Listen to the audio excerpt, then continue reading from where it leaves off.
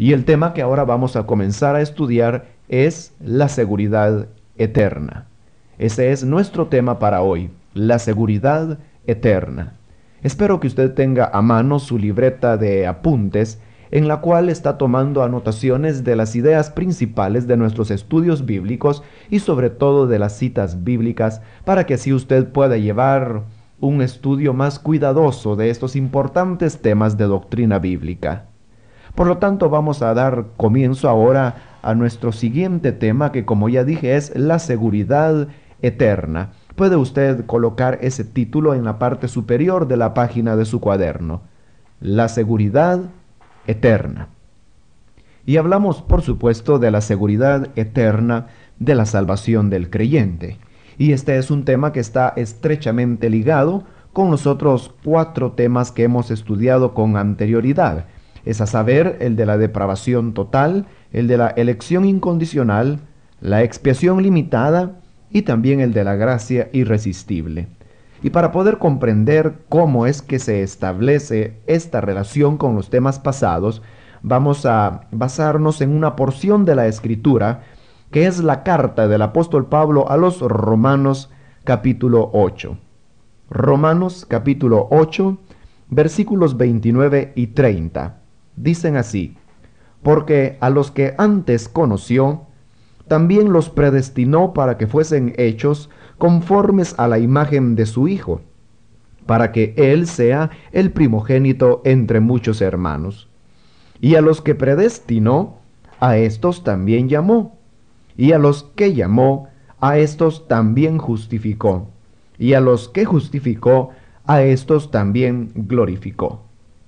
A este pasaje de la Escritura habíamos hecho ya referencia con anterioridad y habíamos dicho que algunos comentadores lo llaman la cadena irrompible de la salvación, porque ahí se nos muestra cuáles son en pasos sucesivos el método que Dios utiliza para llevar al hombre hasta el estado final de glorificación o gloria eterna.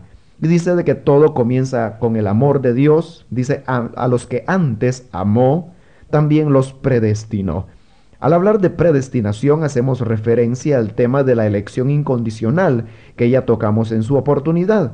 Pero dice que a estos que predestinó también los llamó. Y ahí viene ya el tema de la gracia irresistible, pues estando el hombre en un estado de depravación total, incapacitado para comprender, anhelar o ejecutar lo bueno, Dios tiene que obrar de una manera milagrosa y poderosa, y eso lo hace a través de la gracia, de la operación del llamamiento eficaz de Dios. Eso es lo que estudiamos bajo el título del tema la gracia irresistible. Pero ahora dice que a los que llamó, a estos también justificó. Obviamente que si Dios llama a una persona para salvación, es con el objeto de justificarla, pero ahora nos dice que a los que justificó, también glorificó. Es decir, que aquellos que han llegado a alcanzar la salvación se encuentran en un estado de seguridad eterna de esa salvación, de tal manera que Pablo da ya por hecho que las tales personas serán glorificadas. Y es por eso que nosotros debemos comprender que la elección de Dios predestina a las personas. Y fíjese bien esa palabra que usa en la Biblia, predestinar. Predestinar quiere decir fijar de antemano el destino último que una persona habrá de tener. Y cuando la Biblia dice de que hemos sido predestinados para salvación, quiere decir que nuestro destino final será la salvación. Y es así como si Dios ha fijado de antemano cuál será el fin de todos aquellos que han creído en Él, pues entonces debemos comprender que si hemos sido elegidos por Dios, pues de una manera infalible e irrevocable obtendremos la salvación de Dios. Hay quienes dudan acerca de la seguridad de su salvación y constantemente se ven acosados por temores y angustias, pensando si podrían perder esta salvación o si Dios podría finalmente execrarlos y arrojarlos a las llamas eternas del infierno. Pero la Biblia nos da la seguridad que aquellos a los que Él predestinó, también los llamó, y si los llamó, los justificó, y habiéndolos justificado, seguramente que los glorificará, porque si Dios ha fijado de antemano el destino de los elegidos, es decir, los ha predestinado para salvación, quiere decir entonces que el final inexorable que obtendrá cualquier persona elegida por Dios es la salvación, y nada puede alterar tal decreto divino. Por otro lado, debemos también recordar cuando estudiamos el tema de la expiación limitada. Y al hablar de ese tema, hablábamos de la efectividad del sacrificio de Cristo, de la eficacia que tiene la sustitución que el Señor ha obrado a favor del pecador cuando Él murió en la cruz del Calvario. Y realmente, hermanos, la extensión del poder, de la eficacia del sacrificio de Cristo no tiene límites. Y eso quiere decir de que si un pecador realmente fue sustituido por Cristo en la condenación, luego este pecador no puede ser condenado, porque Dios no puede cobrar dos veces la misma deuda a una misma persona. Y si Cristo ha pagado ya la deuda de nuestro pecado y lo hizo a través de su muerte en la cruz, quiere decir que entonces ya Dios no puede condenarnos más, pues la sustitución de Cristo en el Calvario es suficiente y es eficaz.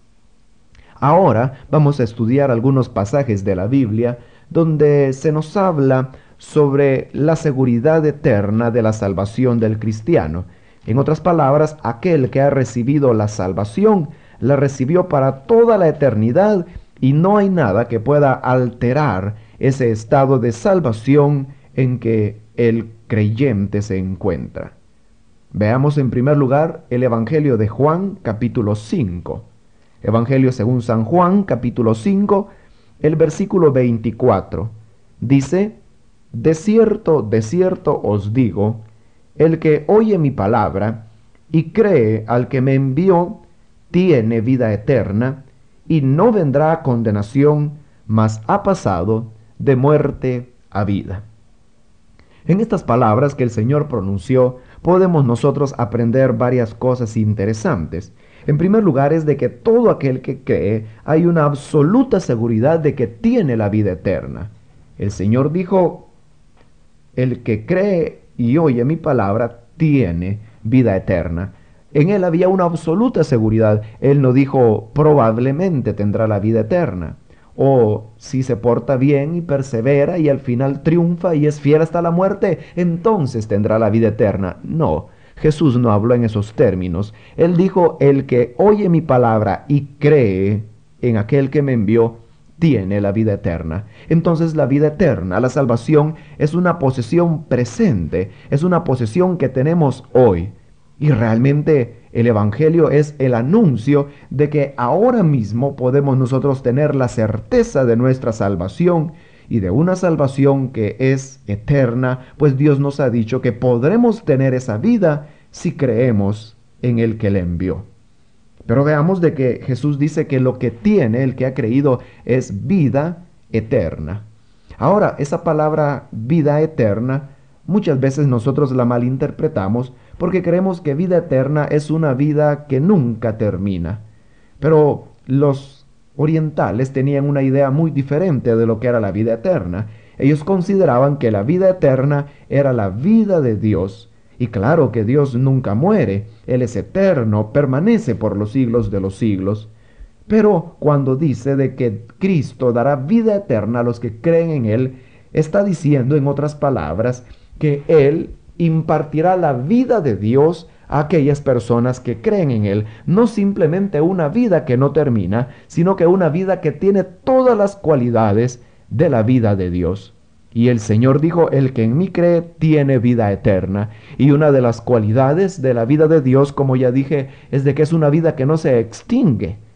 Es un atributo inmutable de Dios. Entonces, si el Señor ha dado vida de Dios a los que creen en Él, es imposible que estas personas puedan después ser reprobadas, pues tienen la vida misma de Dios. Y por eso el Señor dijo que el que ha creído y tiene la vida no vendrá a condenación. Es imposible que una persona que haya sido salva luego pueda condenarse, pues en tal caso sería una quimera que Dios le hubiera dado la vida eterna. Lejos de eso, el Señor confirma que la tal persona ha pasado de muerte a vida. Ahora veamos lo que dice el mismo Evangelio de Juan, capítulo 6. Juan 6, versículo 39. Y esta es la voluntad del Padre, el que me envió, que de todo lo que me diere, no pierda yo nada, sino que lo resucite en el día postrero. Aquí cuando el Señor está hablando todo lo que me diere, se refiere a los elegidos, a los predestinados, que les son entregados de parte del Padre al Hijo para salvación. Y dice de que la voluntad del Padre es de que todos aquellos que le han sido dados, ninguno se pierda, sino que todos sean salvos al final. Si la voluntad del Padre entonces es que ninguno de los elegidos se pierda, podemos entonces corroborar que todo el que ha alcanzado salvación es porque puede tener una seguridad eterna de esa salvación. En este mismo capítulo 6 de Juan, en el versículo 51, dice una vez más el Señor: Yo soy el pan vivo que descendió del cielo. Si alguno comiere de este pan, vivirá para siempre. Y el pan que yo daré es mi carne, la cual yo daré por la vida del mundo. Lo interesante es cuando el Señor dice que todo aquel que comiere de él, o sea que se apropiare de los beneficios de Cristo, dijo él, vivirá para siempre. La tal persona no morirá, no morirá jamás aquel que ha creído en Cristo, que se ha aprovechado, por decirlo así, se ha beneficiado de los méritos de Cristo, la tal persona vivirá para siempre. Es decir, que si alguien ha sido elegido por Dios, predestinado para salvación, el tal no puede morir, porque el Señor ha dicho, vivirá para siempre. Otra porción más es la que encontramos en el mismo Evangelio según San Juan, capítulo 10. Juan, capítulo 10, versículo 27 al 29. Dicen así: Mis ovejas oyen mi voz, y yo las conozco y me siguen. Y yo les doy vida eterna, y no perecerán jamás, ni nadie las arrebatará de mi mano. Mi Padre que me las dio es mayor que todos, y nadie las puede arrebatar de la mano de mi Padre. En estas palabras que el Señor leíamos, tenemos la declaración más enfática acerca de la seguridad eterna de la salvación del creyente. Porque aquí dice, mis ovejas oyen mi voz. Y ya vimos que el Señor usa esta expresión, mis ovejas, para referirse a sus elegidos. Y dice que tan solo ellos son los que oyen su voz, pues solamente a estas personas es a las que el Señor les otorga la gracia irresistible. Y además dice, yo las conozco y me siguen, y yo les doy vida eterna. Pero ahora viene lo interesante que dice, y no perecerán jamás. No puede haber una declaración más contundente acerca de la seguridad eterna, de la salvación del creyente, que cuando el Señor dice, no perecerán jamás. A los que yo les he dado vida eterna, no perecerán jamás. ¿Comprende eso? Es la seguridad de que el que ha sido salvo, una vez salvo, para siempre salvo, porque Él dice, al que yo le doy vida eterna, no perecerá jamás. Nadie las puede arrebatar de la mano de mi Padre, porque mi Padre mayor es que todos. Es esta entonces una declaración contundente acerca de la salvación que Dios nos ha dado y de la cual podemos tener una seguridad eterna.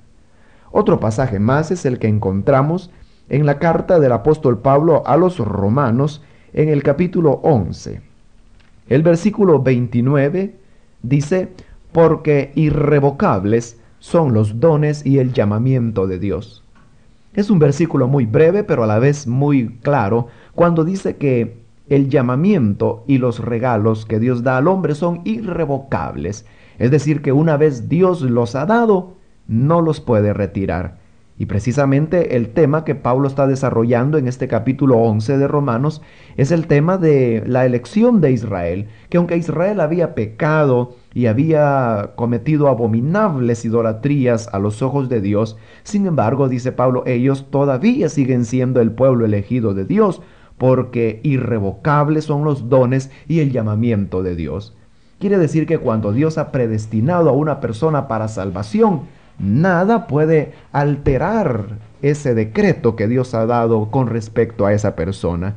Y cuando Dios le ha otorgado a alguien la vida eterna, entonces esta persona poseerá ese don de una manera irrevocable. Dios no se lo arrebatará. Otra porción más es la que encontramos en la carta del apóstol Pablo a los Efesios, en el capítulo 1.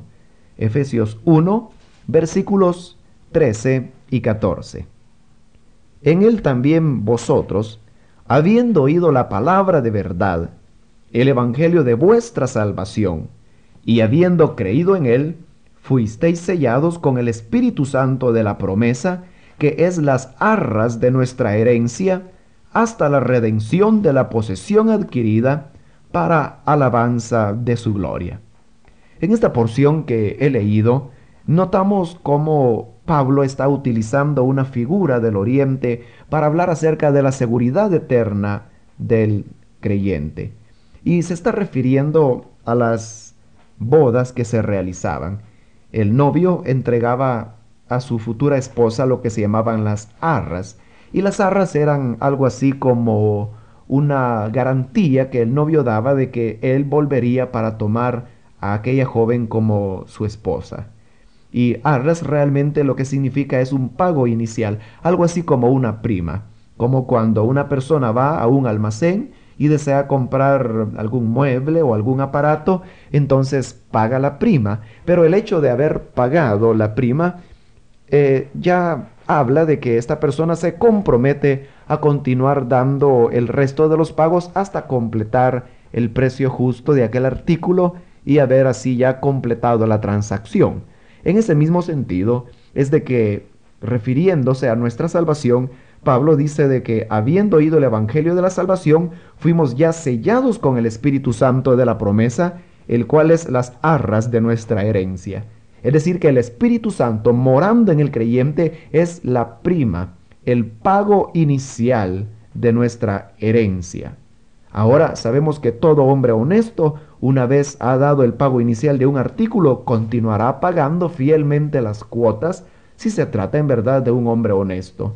Cuanto más Dios, si Él nos ha dado el Espíritu Santo, que es el pago inicial, mayor certeza, mayor seguridad podemos tener nosotros de que habremos de recibir la redención como posesión eterna para alabanza de su gloria.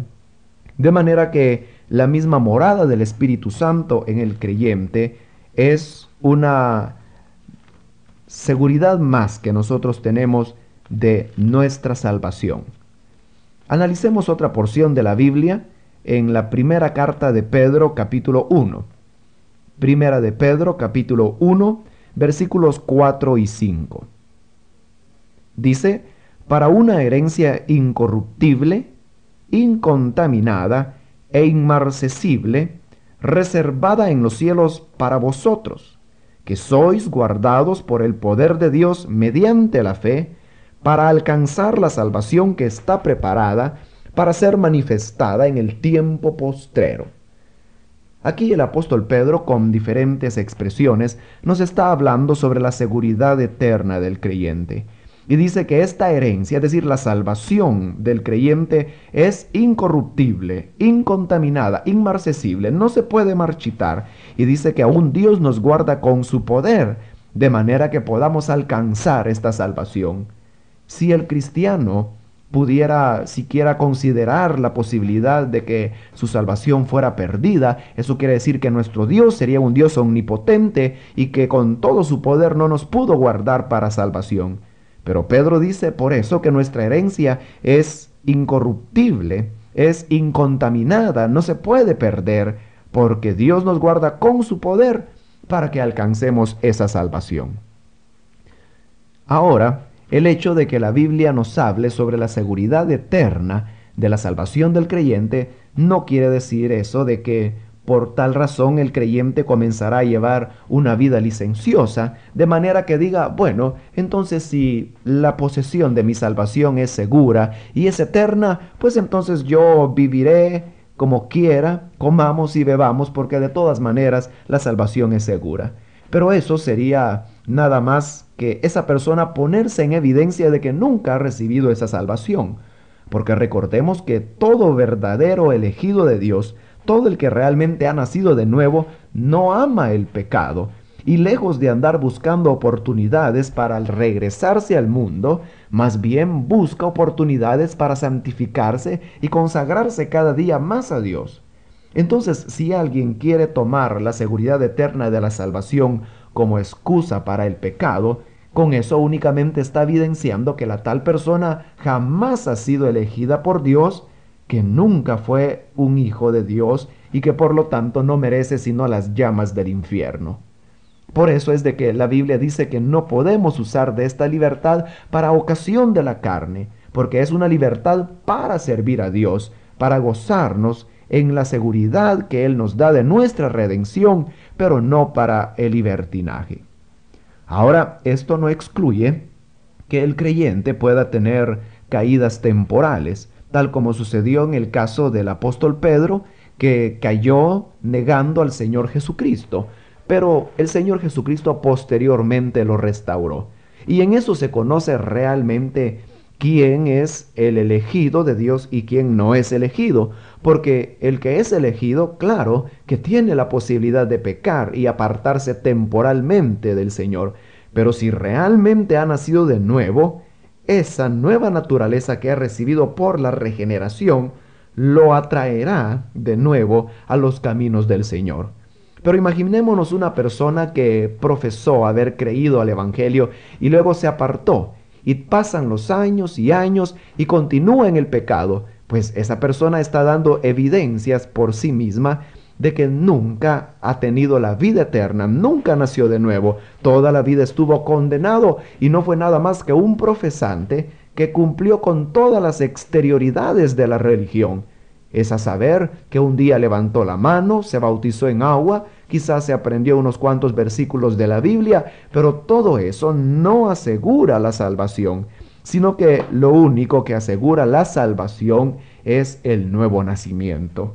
Y cuando una persona ha nacido de nuevo y cae en pecado, esa misma naturaleza que le ha sido impartida por el Espíritu Santo no le permite continuar para siempre en ese pecado, sino que la persona se desespera, se ahoga en el pecado y anda buscando la manera de reconciliarse lo más pronto posible con el Señor.